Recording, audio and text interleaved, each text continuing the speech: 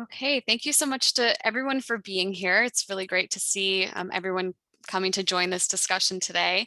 My name is Emma Jenkins, and I'm an associate board member of the Impact Capital Forum, as well as a manager on CDP's capital markets team. Really pleased to be here today to moderate this discussion of experts and gather together such a group of talented and purpose-driven individuals to discuss how donor-advised funds can be invested for positive impact. And so today we'll be exploring barriers and solutions for aligning philanthropic dollars with overall impact missions. Because there's a significant amount of philanthropic capital available, but so many purpose-driven organizations and causes are still starved for funding. All the while, financial solutions exist to match these dollars to their mission in a way that creates impact in perpetuity. So today we'll explore where donor-advised funds sit within the philanthropic landscape and the benefits and drawbacks to using DAFs as a philanthropic vehicle. So we'll discuss some roadblocks, we'll discuss some solutions for positive impact and how you can move a grant-making strategy from an ad hoc strategy to intentional giving, all while using investments in a donor-advised fund to couple that feedback. So feel free to introduce yourselves in the chat to all of our participants, but I am pleased to introduce our panelists today. We have Greg Hagin, who is partner and managing director at CCS, a leading strategic consulting and fundraising management firm to nonprofit and social impact organizations worldwide. Greg, thanks so much for being here. Would you like to go off mute for a moment and just tell us a little bit more about what you do and CCS? Sure thing. Thank you so much, and it's great to be with everyone today on this webinar. I am a partner and managing director with the firm. I've been at CCS for almost 20 years at this point. We help the full spectrum of 501c3 organizations, so everything from faith-based educational institutions, healthcare, arts and culture, environment, and global, all the way through all nonprofits, raise capital. We help them with messaging, with leadership coaching, strategic planning, and the raising of actual dollars. In addition to that, I would just add that I also teach at the University of Pennsylvania at the School of Social Policy and Practice and at the Wharton School on advanced persuasion for entrepreneurs and on raising philanthropic capital. So I'm all in on this topic. It's what I do for a living, what I do personally, and delighted to be with you all. Yeah, thank you so much for being here. And next I'll introduce Alex Neckles, who is ImpactAssets Regional Director and the leading facilitator of directing impact investment within donor-advised funds. Alex, you can feel free to introduce yourself a little bit further. Great, thank you. Yeah, Alex Neckles, and as Emma said, with ImpactAssets, it's great to be here with ImpactAssets for a little over 10 years now. And it's been great to see how, and looking to talk about it today, how people have been using their philanthropic dollars more and more to say, how do we invest into the causes that we care about as well? And so excited to talk about that. Wonderful. Thanks again for being here. And then we'll introduce Liz Sessler. Liz is VP of Products and Partnerships at Capshift, who offer a suite of solutions to discover, implement, and monitor impact investments. So really glad to have you join us too, Liz. If you'd like to say a couple more words about you and your organization. Sure, thanks for having us here today. Really nice to speak with everyone. My name is Liz Sessler. I'm with Capshift. Like she mentioned, Capshift works with philanthropic and financial institutions along with their clients to make impact investing a reality. We'll go into a little bit more detail as part of this conversation, but we know lots of institutions face barriers when it comes to kind of accessing different impact investment products. And we're really here to make that possible with the organizations that you choose to work with. I've been in and around the impact investing space for about 15 years, working primarily with community development financial institutions on how to raise philanthropic and financial capital in order to further their mission. So I really like to go deep into the weeds on some of the logistics and the plumbing of how do you make this all work. So happy to answer your questions when we get to that part of the program. Thank you. Perfect. Thanks, Liz. And so we'll just dive into some questions. And for our participants, feel free to post questions in the chat or in the Q&A box. And we'll go through a series of prepared questions, and then towards the end of the conversation, we will open it up for participant queries as well. And Liz, I think I'll go back to you to get started. Maybe we'll dig into those mechanical nitty-gritty pieces first, just in case any of our panelists aren't very familiar with donor advised funds. So can you explain a little bit, what is a donor advised fund? Where does it sit within the philanthropic landscape, and how are they unique investment and philanthropic vehicles? So maybe I'll start at a high level with the philanthropic landscape, right? People have just a couple of options when it comes to making grants, and they typically do that for a couple of reasons, right? People are normally looking to create a better world, right? They have a particular cause that they're really passionate about. Maybe they're looking for a tax advantage, or maybe they're looking to do some legacy building where they want to bring in a second or even a third generation of family members and help share their passion for the different causes that they care about. You can do that using direct to nonprofit giving, which probably almost everybody in the room is familiar with. You could create a private foundation, or you could open a donor advised fund. And what we've found is the places where people think about donor advised funds is also where they might be considering a private foundation. We see some pros and cons to working with a donor advised fund. A donor advised fund takes all the administrative kind of burden of running a private foundation, and it hands it to a third party institution. So many of you might be familiar with groups like ImpactAssets or Fidelity Charitable or National Philanthropic Trust. All of these are donor advised funds. You make a contribution to that donor advised fund that is tax deductible. You immediately take the tax deduction, but you have the rights to continue to recommend on how those dollars are given out. This works particularly well for people who have kind of a one-time windfall of capital. So maybe you're taking a company public, maybe you have an unexpected inheritance, something like that. Great time to open a donor advised fund, particularly if you don't have a philanthropic plan in place. It's also the time when a lot of people would consider opening a private foundation. Private foundation, you're going to need lawyers, you're going to need accountants, you're going to need to file tax documents on an annual basis. There's a fair amount of work. You typically need to have a large amount of money to consider doing a private foundation just to justify the overhead costs. Donor advised funds at this point have minimum access points or as little as no dollars with some of them. Like you can open it with $5 and $10, wouldn't necessarily recommend it. But the typical entry point is somewhere between $5,000 and like $25,000. So if you are someone who's thinking about legacy building, right, you could see giving an annual contribution to a donor advised fund where you're getting that upfront tax deduction that you may want year on year, but you're building a pool of assets that you're going to be able to pass on to the next generation. Or when you retire, you have time to think more strategically about how you're grant making it. In the interim, you have the opportunity to invest those dollars. And I know Alex will talk more about that in his section, but I think when we talk about some of the barriers and reasons why people historically maybe moved to private foundations is to have some additional flexibility around those investment decision makings. Now, all philanthropic entities, whether they're private foundations or donor advised funds, do have a prudency component to it. So all investment decisions that are made by the organization need to be prudent. We've seen a number of private foundations have been able to very quickly move their mandate, and a lot that have had to very slowly move their mandate to think about using 100% of their dollars, their endowment dollars and their program dollars for mission and impact. We're seeing a similar set of progress being made in donor advised funds. And that's something that Capshift is working very closely on. That's something ImpactAssets has been doing for years, is saying you can think about the investments made in a donor advised fund as pursuing mission in addition to just the grant making component. What we see is kind of three barriers that are slowing that progress down is a number of, like, one is a misconception that any dollars invested for mission have to be concessionary. I think there are enough reports at this point that there are lots of ways to have that conversation, either with your financial professional that you're working with your donor advised fund, or with just the family associated with a private foundation, that's not the case, but it is an education process. And so Capshift can work closely with organizations to figure that out, as can a number of other people. There are lots of great resources with groups like the Gen and others. So I think that's barrier one that we kind of run into right off the bat. The second is this idea that you must maximize financial earnings with anything that isn't being put out the door as a grant.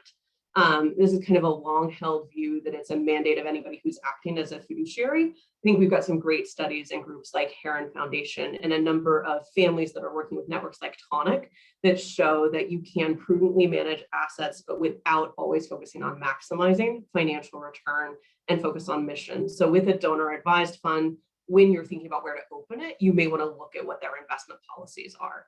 And there are, again, ways that we can help you navigate that. If you're looking to try and understand, if I open a donor advised fund here, am I going to be able to make, say, an investment in a community development financial institution or in a microfinance organization?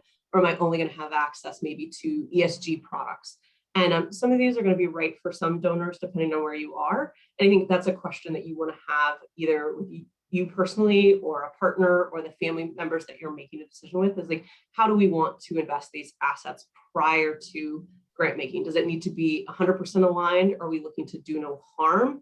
Or are we actually looking to create catalytic impact with maybe revenue generating opportunities?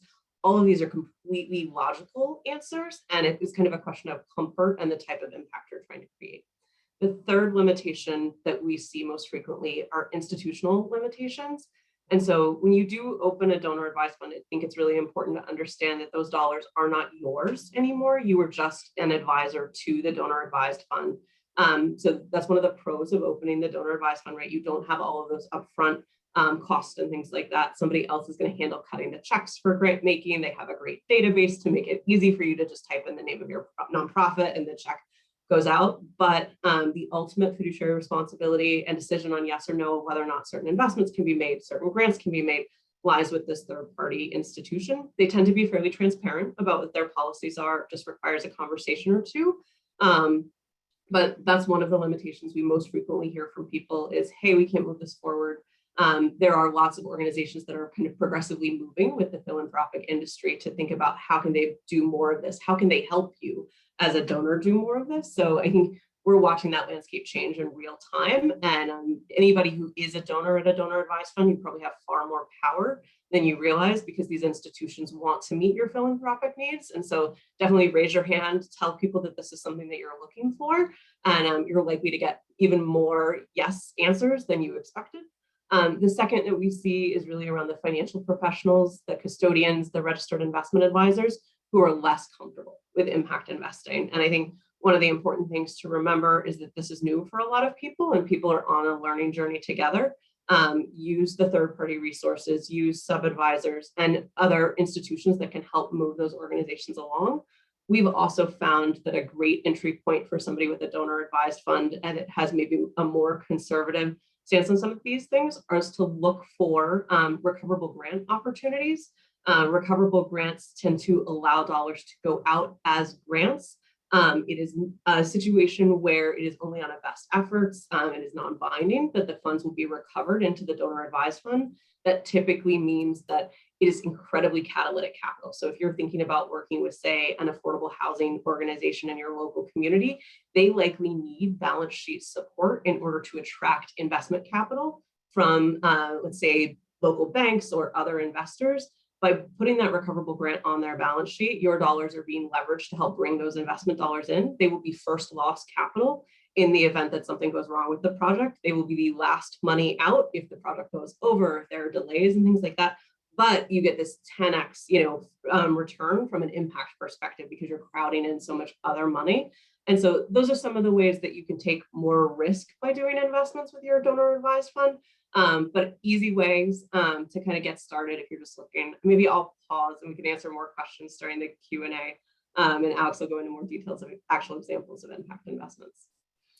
Yeah, thank you. That's such a good foundation for us to understand where donor advised funds fit into the picture. And I'd never heard of recoverable grants. That's a really interesting strategy too. And yeah, they're a great flexible vehicle. So glad that we're discussing them more deeply today. So now that we have, maybe a framework for steps to create a donor advised fund, but then Greg, when philanthropists finally have a donor advised fund in place, many can get overwhelmed by the grant making process, and many do kind of an ad hoc process, but really the best way would be to make that giving a little bit more intentional. So how do you recommend philanthropists go around making a giving strategy for a donor advised fund? And what are sort of the elements that should go into the development of that strategy and the grant making decisions? It's a great question, very much appreciated. And just to build on some of Liz's comments for a moment, there's so many different ways that you can achieve impact. Liz, to your point, if you know about them, if there's education, you know what tools that you have at your disposal, you can lend, you can invest, you can give as a philanthropist. So there's kind of total impact, total alignment components there, whether it's recoverable grants or program-related investments, mission-related investments, are you investing and giving out of principal or investment income earned? So I just contextualize that because given the fact that whether they're not private foundations, but they're like mini foundation vehicles, these donor-advised funds, oftentimes people who have them have a certain kind of net worth, a certain kind of income. So you might assume that, yes, they are considering ESG factors with their own investments to grow their portfolio. But I think there's much more of a blending nowadays. So it's less about, okay, I only make money over here and I only give it over there. There's a way that, well, can I make money by doing good and also solving problems and advancing important causes? And I say that because when thinking about an architecture or an intentional strategy for grant making or for giving or for philanthropic investment, there's a quote that comes to mind by Howard Thurman. He's a civil rights activist and leader. And he once said, don't ask what the world needs, ask what makes you come alive and go do it. Because what the world needs is people who have come alive. So I say that because there's an element of what is your passion? What is your purpose? Now, the other side of that is you really should look at the world needs and what solutions are on the ground and what communities and NGOs are effective on. But there's a dynamism and connectivity between what is your passion and purpose and what are the real solutions in communities. What organizations, what NGOs are bettable because they're gaining traction and they're solving real problems. So the first thing I would say is goals are important. What are you looking to achieve as a grant maker? Is it short term? Is it critical response? Is it longer term? Is it systemic change? Those are very different lenses to be. Now you could go after both at the same time, but then you're placing different kind of grants to different kind of grantees. Also probably need to consider, is it a certain geography that you care about? 75% of giving is within 25 miles of a donor's home. So that's just a factor, that's a reality. The other piece is what theme or lens. Is it housing? Is it health? Is it education? Do you have organizing themes and are they connected to each other? So for example, at Habitat for Humanity, I might say, well, this is a housing organization. Yes, but it's also stabilizing a family condition. So in addition to housing, there are better education outcomes, better health outcomes, better property values, more jobs and income. So there's a connection with that as well. So think about passion and purpose. Think about what change, your theory of change you seek to create in the world. The other point that I would make is stakeholder alignment. For many of these DAFs, they're an individual, but even more so, they're families that are involved. So how do you get families on the same page, especially if there's generational wealth and other factors to consider? Giving to certain causes could be a great way to even bond the family, to bond partners and spouses. What do they care about? What's meaningful? What kind of purpose drives them? And having those conversations early on, especially about giving and which organizations to contribute to. Even in our own home, we can talk to our daughters, my wife and I, about, well, what's meaningful? Is it our church? Is it our education? Is it the community hospital? And that creates additional connection. I would also say distributions. I mean, annual distributions. Is it going to be a distribution from the start? Is it an asset that grows over time? Is it a cumulative investment? What does that look like to grantees? And also timing itself. Are these contributions that will be made on a rolling basis? Are they quarterly? Is it an annual review around the Thanksgiving dinner table, so to speak? Those are factors. And the last couple of things that I would know in terms of elements that would make for an intentional grant architecture and strategy the organizational health of the NGOs themselves, so the recipients. What do those boards look like? What is that composition? How are their budgets? Can they even absorb the amount of money that you're considering distributing? If it's $10,000, $10 million, $100 million, we're seeing some of these commitments that are made. In fact, Giving USA results were just released last week. There was over $470 billion that flowed from sources, meaning American families, individuals, companies, and foundations, including DAFs, to the uses of faith, education, healthcare, environment, culture, and arts. So can the NGOs, I mean, there are 1.3 million. Is there redundancy in that?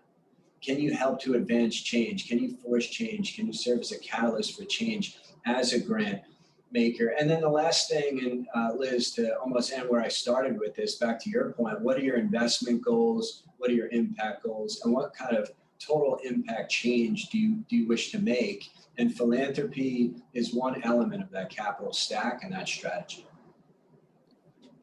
Yeah, perfectly put. Thank you so much for that.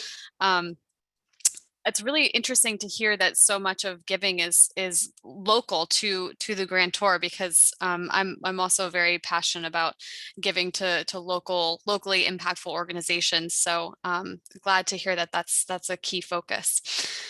So Alex, let's really dive into the investment element of donor advised funds.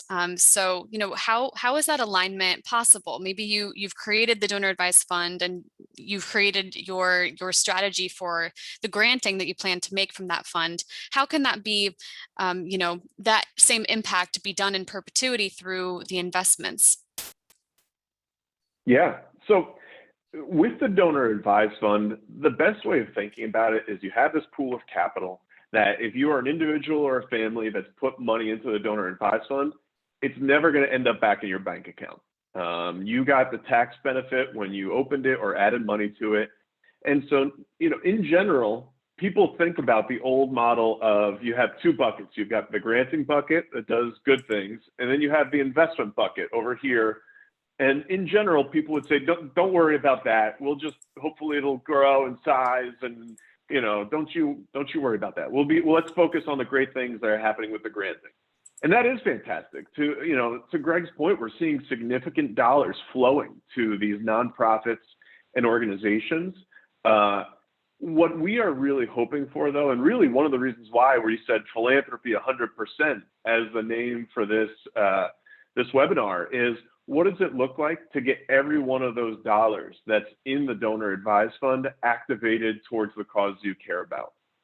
That is something that, I would say can be difficult, but really if you have the tools in place, and then recently I was on another conversation with a member of the Stardust Fund team, and her name is Luana Kimbrough, and she had said a lot of the things that we assume are laws are not. They are just understandings.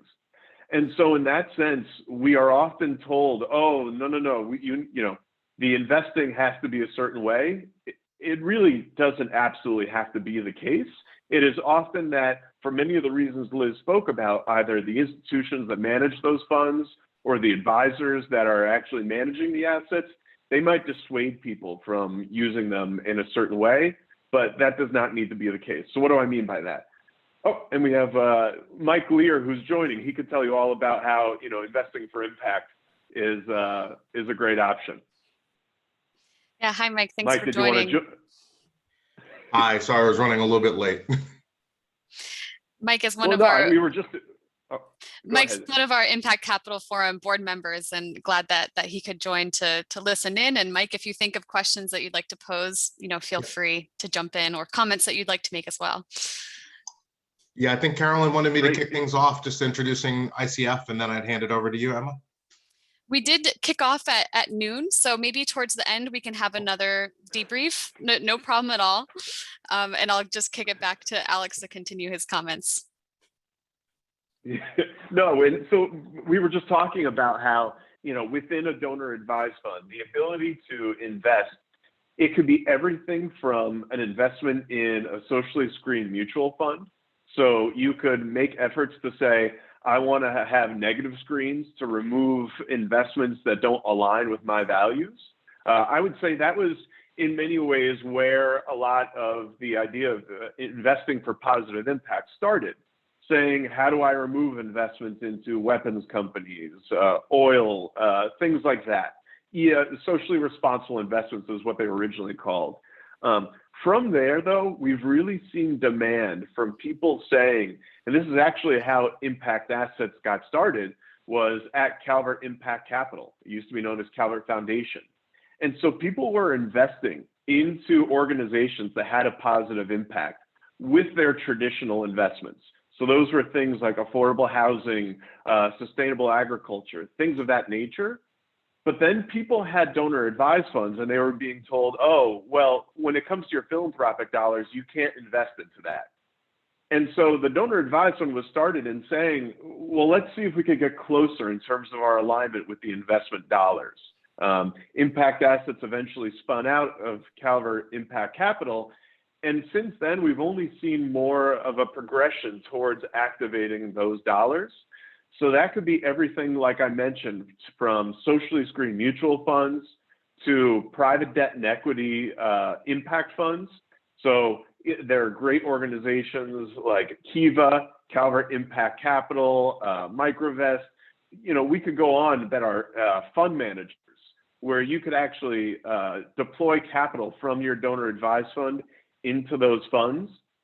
And then at the edge of the spectrum is actually, we call it a custom investment. There are lots of different terms, but you actually have the ability to invest directly into an investment or a company that aligns with your interests. So, you know, in terms of your question, Emma, about supporting organizations that you grant to, you know, let's say you care about the environment. You absolutely, through your donor advised fund, can grant to organizations like the Sierra Club or National Resources Defense Council. But you could also take your investment dollars and invest into, for example, a fund like Eco Enterprises, which invests into sustainable agriculture and development firms in Central and South America, or Iroquois Valley Farms, which is an organization that does organic farming throughout the U.S. Those are actual investments that would come from your donor advised fund. It would also have an impact on the positive impact on the environment. Every family has to decide what works best for them in terms of investment time horizon, risk tolerances, just as it would be with your traditional assets. But, you know, depending on the family, you know, hopefully what we're really going towards is a place where people feel that 100% of their assets could be working towards the causes that they care about. Thank you so much for that. Really great examples that you mentioned too. And I know that all of our panelists are really passionate about this topic. So specifically on this question of philanthropy 100%, Liz or Greg, would you like to add any comments to what Alex already stated? Maybe just laying out that philanthropy 100%, I think, is an aspirational goal that everybody should feel comfortable working towards kind of over time, right? And I love Heron Foundation, I think, was the first who really started framing these things of like every dollar has an impact, right? And so regardless of whether you are intentional about the impact that your dollars are having, you will have an impact when you make an investment through a donor advised fund provider, through your brokerage account. That doesn't have to be overwhelming, right? Take some time and think strategically about how you might want to move towards, philanthropy 100%, and feel like you can take bite-sized chunks, right? There is kind of a progression of looking at maybe easy to use tools like recoverable grants, like cash deposits in a local bank, the ESG mutual funds, before maybe you jump into private direct investments. If you're already a very sophisticated investor or very closely connected to companies that need those direct investments, there's also no reason to not start there and say, I want to carve out 15, 20% and do some really high risk, high impact investment opportunities. And because I'm doing that, I want to keep the rest of this maybe in something really safe, and then develop a philosophy of how to get to 100% with that. But I also want to encourage people to think with that mentality of like, not making a decision is making a decision in this situation. And just because you're not intentionally creating an impact doesn't mean your dollars get to be neutral. And so I think the more front and center we can put that mentality, the more accountable we can all be for how we're investing those dollars over time. Yeah, I think that's great, Liz. And Alex, thank you for your descriptions and examples on that as well. There is critique, as we all know, I think, as billed, right? 100% with a question mark. Is it really just moving money from one account or investment management possibility to the next? Is it really moving for good? Is it on the sidelines? I would say two things. One is that in the results were just released, so Giving USA 2020 of what actually happened last year with philanthropy, gross domestic product contracted by about 3%. GDP was down, right? The overall measure of the economy. Giving was up 5%. That's unprecedented. Giving and GDP tend to correlate. So if GDP expands 3%, giving expands 3%. If giving the other way, if it contracts, it contracts. It correlates at about 2% of the overall economy. So I put that out there because the greatest source of growth was foundations. It was up 17% year on year giving, which naturally would include elements of DAFs, and public society benefit as a use and a source was also the best growth element of 15%. So money did move off the sidelines in unprecedented ways last year due to the pandemic and the justice movement and other factors where there was this real spirit of generosity and resilience. So just a few facts there. The second thing I would say, Liz, building on some of your comments, people give for all different reasons. For some people, it's a tax motivation. For others, it's recognition. For others, it's because somebody asked them. For others, it's just they're reciprocating. They gave to my favorite charity, I'm going to give to theirs. At the highest levels of philanthropy, you'll find that people are really motivated by the cause, the champion who leads the cause, and the real and more than perceived impact of the gift. Donors say that over and over again. So the more way to attract more philanthropy with less constraints is demonstrating the impact of that gift. Yeah, thank you for that. Absolutely. So, maybe we could circle back to, we've already heard many examples of different resources and options for support for people who are thinking about starting a donor advised fund or thinking about investing their donor advised fund better for impact.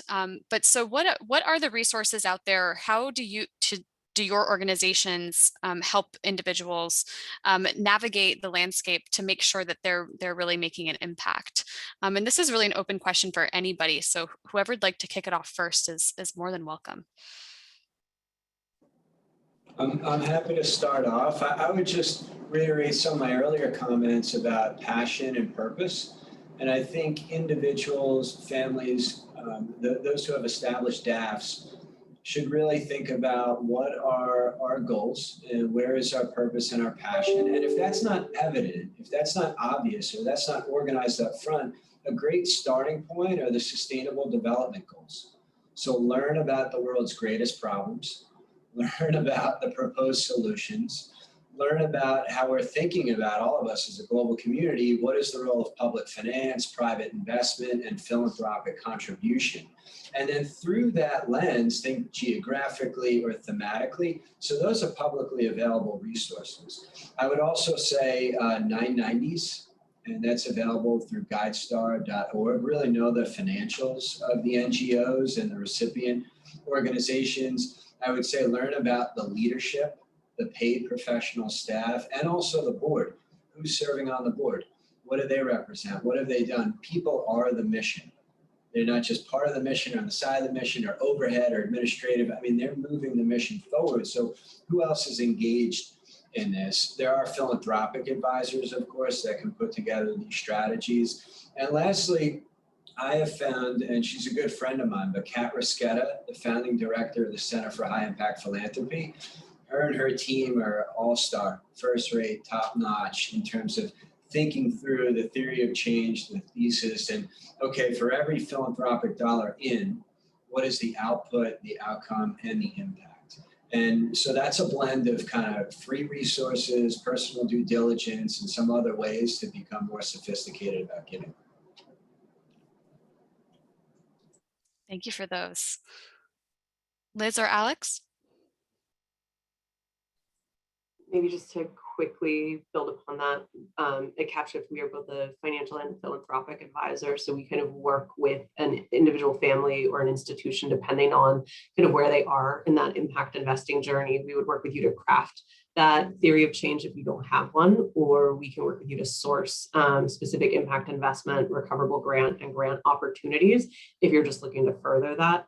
One of the nice things about where we sit in the market is we have a database of this at this point of about 1,500 impact investment opportunities and a domain partner network that kind of taps into both regional, national, and international, as well as several verticals to help source those opportunities if something's not in our database.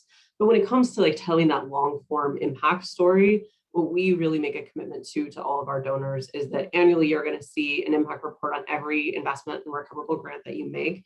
That's going to pull from source material from the underlying organization. But more importantly, we're going to aggregate that up into what's the impact based off of your theory of change.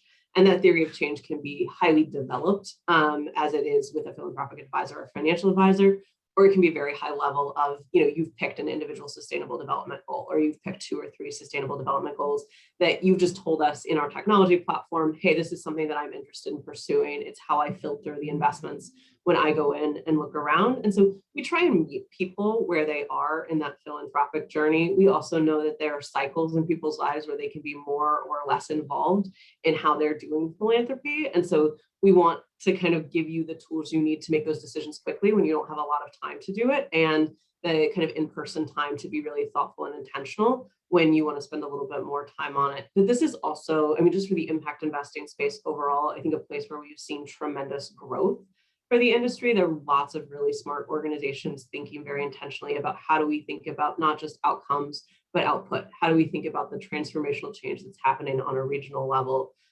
We did this in just like a really small scale way when we were looking at racial justice in particular. We had a number of donors coming to us saying we want to invest capital for this, and just a huge number of organizations telling us they were pursuing racial justice. We spent some time digging in and said, okay, we actually need to define what it looks like to invest for racial justice versus racial equity versus diversity, equity, and inclusion.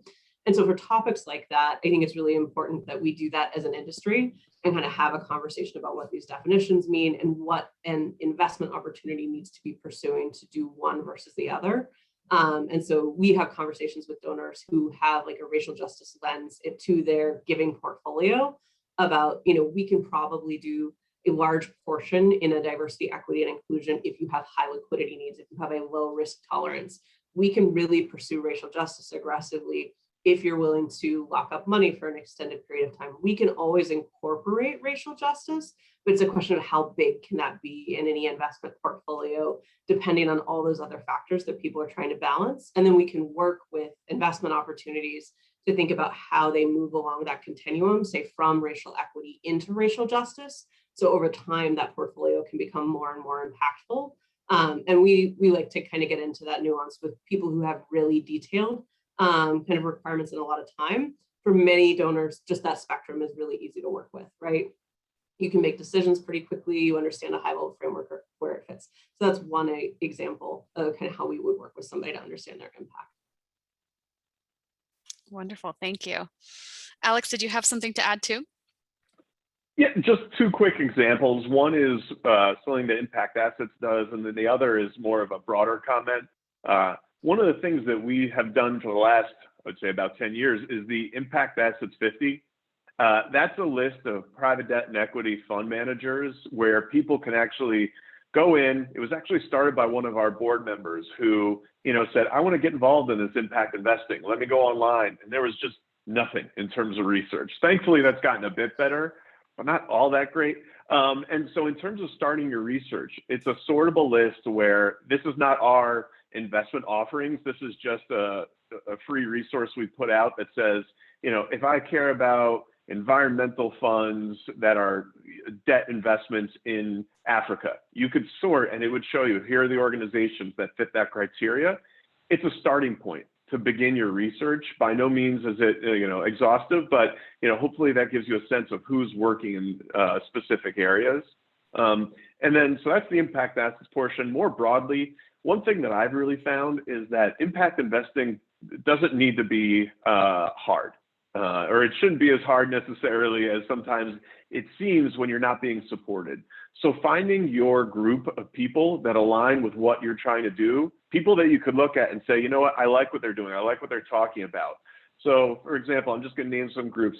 Tonic and Confluence are two groups of philanthropists that come together and talk about impact investing. Then there are also local groups like Impact PHL that are saying, hey, we care about what's happening in terms of impact in this specific geography, reaching out to them. And then finally, there are other groups like Resource Generation. That's a group for next generation individuals, or Nexus, where they say, we have this wealth, but we want to invest it in more intentionally. So any opportunity you have to join a group where it aligns with what you care about, I think it's always better to learn with people that have been there before and had the same questions. I think those are good opportunities. Yeah, such great suggestions. Thank you so much. And just a reminder to all of our attendees to please post any questions you may have in the chat or the Q&A. We do have a couple coming through the Q&A box, so I'll start there. One question, curious on the relationship between DAFs and grantees. During the pandemic, many funders allowed funds to be used with more flexibility. With DAFs, are there expectations that the money given to the grantee reaches certain benchmarks or metrics? Who might like to take that question? Alex, go for it. I could start. I think one of the things that's important to notice is that by and large, it really depends on who the donor is and what they want to achieve. So for example, you could have some donors that will be very stringent and have very specific mandate for what their grants or investments go to. There are other donors that we've had that have said, I want to support this organization, and the main focus for my impact is that the organization is able to survive and decide how they want to use the asset. And so there is opportunity to have that flexibility in the donor advised fund. A great example that we've seen, Mackenzie Scott, that recently donated billions of dollars. She was very adamant about wanting to make sure that those dollars were given with no strings attached, and saying general support and very little requests for feedback, because in her eyes, it's important to just give to the organizations that are having impact and stepping back. What I think we've seen, to the question's point, is that there has been a pushback from somebody saying, I'm prepared to give you $500. I'm going to need a 6-page report that speaks to all these metrics in terms of that. So I definitely think we've seen a shift to people pushing back on some of those mandates. That said, I think Greg and Liz have seen examples where, if you're granting to organizations, you want to feel like you know where the money's going and that you feel that the impact is actually happening. So that balance can sometimes vary from grant to grant or donor to donor. Yeah, I would just add a couple of specific things.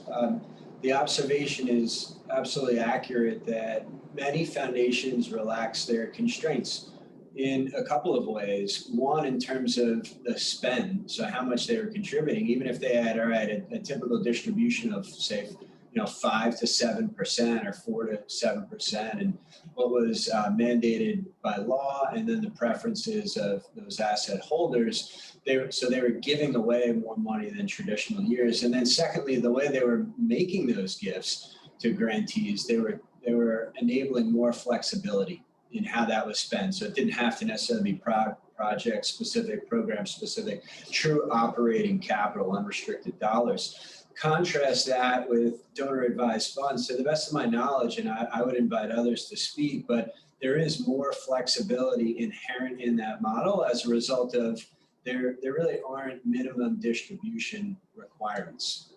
So that it's not like they're meeting some metric or benchmark unless they're self-imposed. But I don't know, Liz or Alex, if you have a better answer on that. I would just go really technical to answer this question in case people were interested. While a lot of organizations loosen their standards, donor advised funds still need to give to 501c3s with very limited exceptions. So they are looking for IRS designated nonprofits. There are a limited number of donor advised funds who, in limited situations for very charitable purposes, will do something called expenditure responsibility to allow you to give to for-profit entities. So I think one of the things a lot of people saw during the pandemic, right, was businesses asking for support in the form of grant making or something like a GoFundMe, where people wanted to put up money. Those things are typically not fundable through donor advised funds. That's not a hard rule, but it is a very general rule that I think you can feel comfortable applying. So that is one thing I would keep in mind. Just like if you were to give those organizations money directly from a brokerage account, it would not be tax deductible. You're in kind of the same situation where you can't give money that's already received tax deductions to those entities without a lot of additional paperwork proving that it is in fact a charitable contribution. So I think that's the caveat with the pandemic that I would just keep in mind with, having the money kind of readily accessible at your fingertips versus in a donor advised fund. Yeah, thank you. Thank you for that clarity. And thanks everyone for answering that question. There's another question in the chat asking about the large DAF sponsors like Fidelity, Vanguard, and Schwab. Do they have open platforms that include impact investments? And, if not, what will it take to encourage them or their financial advisors to partner with impact investments? So without going into the specifics of each of those donor advised funds, I would say the headline is yes, the large donor advised fund providers do have impact investment options. We work with a number of the large providers to kind of provide them with those impact investment options. Each one is a little bit unique in terms of what types of options they allow and who is able to participate. There is typically a minimum size before you have access to some of the private impact investments. They're all going to have socially responsible or ESG options available to you. So if you're not familiar with those, certainly ask. And that's two things. If you're interested in any of the large platforms, feel free to reach out to me or a member of the Capshift team, and we can go into the details of what's available at those providers. The second thing I would say is the more those providers hear from their donors that they're interested, the bigger I expect the menu of impact investment opportunities, recoverable grant opportunities to become. To the point that I would say it is worth emailing your relationship manager and just stating that you have an interest as they kind of try to gauge demand. Is really, really important to hear from donors, but all of them should also have engagement opportunities where you can go to a webinar or find resources on their website. And again, happy to point you to those resources if you'd like. Yeah, thank you. Alex or Greg, would either of you like to comment on this question? I think Liz and Capshift they're doing amazing work trying to support those organizations and working, because Fidelity Charitable is the largest charity in the United States. They are bigger than the Red Cross, the United Way. So to get them more activated in terms of socially responsible and impact investing is essential. ImpactAssets and other specific impact focused organizations can continue to push and grow, and we absolutely will. But to get them to change from within, I think is crucial. And so, I would say, sometimes people say, oh, well, where should I go? Is it better to be at a large DAF sponsor or to go somewhere specific? I think one of the things that we found is that it really depends on what your goal is with your capital. Do you want to be at a place where you can 100% deploy, 100% philanthropy and get activated and go? Or do you feel that it's important to leverage your existing relationship and try and get change from within? And I don't think there is a right answer. It's just a matter of where are you at in your evolution with your investments in dollars and what do you want to achieve? And so, in terms of getting them financial advisors involved, things of that nature, we've had these conversations often of, sometimes it's just, where do you want to be? Do you want to be with somebody specific or do you want to change? And so both are options. Sometimes, honestly, it's how much money do you have? And so that sometimes speaks. And, it's not, unfortunately, like one of those instances where if you just send lots of letters to your representative. They count the number of comments they got. Sometimes it's, how big is that person complaining? And so, depending on the client and the what they're trying to achieve, that might also make an impact in terms of how much traction you're going to get in terms of forcing that change. I wouldn't have anything else to add other than what Alex and Liz have shared on this comment. I know we have about 5 minutes left. I just noticed Blake had a comment in the chat as well, and appreciate the question, Blake. Tess Michaels is a friend of mine. She's with Stride Funding, so very familiar with income share agreements and alternative education finance. And I would just say 2 things around those topics. One is that philanthropy could be a potential solution to some of that accelerant and growth capital that's required. I mean, after all, philanthropy is the ultimate risk capital because it's not expecting a financial return. And then secondly, it could also be attractive as an impact style investment, and whether that's from an individual, a family office, or even an endowment that could cut the kind of checks that isn't 10% of its overall endowment and is enough for your company or others to absorb. Thank you so much. We do have another question in the Q&A to highlight the significant differences between donor advised funds and private foundations or family offices. Could anyone give us a quick and dirty rundown of the differences? Alex, do you want to go ahead? Liz, you got it. Okay, really fast. Donor advised fund is going to be, you give away the money, you become an advisor. The donor advised fund provider has an independent board that's making decisions about what is fiduciary responsibility, financial prudency, ultimately what are our grant making, decision making kind of things. Like, does it have to go to a 501c3? Is there a higher bar? Will we do things like expenditure responsibility? They're filing all the annual paperwork. So a lot of people use a donor advised fund because they make one contribution and then they can make all of their individual contributions. They don't have to worry about keeping individual tax receipts. Private foundations, I would tend to say you want a larger number. I don't have a back of the envelope number just because of the overhead associated with it. You're going to need an audit. You're going to need a private board. You're going to need incorporations. You have to get a 501c3 designation. There's some other things to know about the way capital can flow. Money can go from a private foundation to a donor advised fund. Money cannot go from a donor advised fund to a private foundation. And so if you're kind of on the fence about it, it's probably worth spending some time exploring versus kind of jumping right in to a donor advised fund. Overall, I think a donor advised fund is just much faster and simpler from a day-to-day management perspective. Some of them do have restrictions on how many generations can inherit, whereas a private foundation can exist in perpetuity. There's some ways to think about managing that though, if like ongoing legacy is really important to you. Alex, I'm sure there are things that I missed if you want to fill in any gaps. Yeah, depending on who you ask, like if you go to the Family Office Exchange or if you go to any of the large or any DAF provider, both of them will say, here's why foundations are better or here's why donor advised funds are better. So your mileage may vary based off of what you think. I would say in practice, the number of foundations has stayed relatively steady over the last few years. Just as many closed down as have opened. Donor advised funds have really grown. One of the reasons why I think that has happened is twofold, actually. One is it's easier for financial advisors to set them up and work with them. The second is that you get a better tax treatment. By and large, this is not tax advice. I'm sure I have to say that. You get a better tax treatment if you donate to a donor advised fund versus a foundation. So, I have my personal thoughts about the difference between the two, which I will hold on to. But, I think at the end of the day, as long as you're activating those assets, both in terms of the granting and hopefully the impact investing, they're going to achieve very similar goals.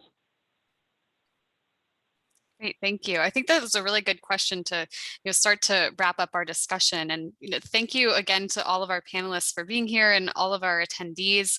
And of course, the Impact Capital Forum for hosting. If you'd like to learn more about Impact Capital Forum, feel free to look us up online. And I do have actually one random question for you, Greg, and maybe you can also add in a concluding comment if you like, but one of our goals at Impact Capital Forum is to not only flow capital into impact, but also talent. And so our students very interested in philanthropy as a career and area of work, specifically in the impact space? Absolutely. I mean, I would say the interest in this industry, whether it's on the philanthropic strategy side or the fundraising strategy side, and how that's related and broadly categorized as all things impact and social impact, has been extraordinarily popular and attractive at this point. And we're seeing that. I mean, our firm recruits heavily, just for what it's worth, whether it's at NYU or Columbia or Yale or Penn and so many other schools that have established educational programs now, and people moving into this space to see that they can do well and do good at the same time through their careers. Perfect. Well, thank you all again for being here. It is 1 o'clock, so we will wrap up. And I hope that everyone stays safe and well wherever you are. Thanks for having us. Thank you so much. Thanks, everybody. Thank Take you. care.